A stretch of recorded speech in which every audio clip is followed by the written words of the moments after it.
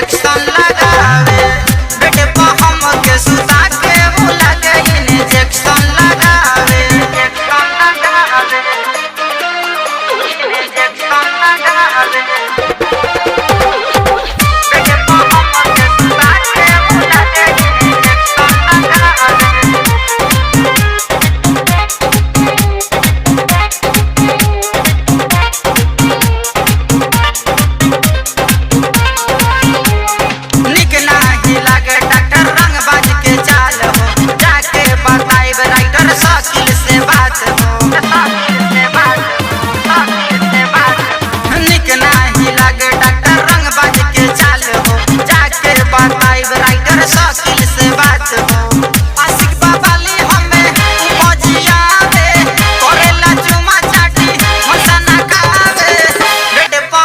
के सुता के बुला के इंजेक्शन लगावे बेटे पर हम के सुता के बुला के इंजेक्शन लगावे। संगीत ज्योति स्टूडियो छौड़ा दानो।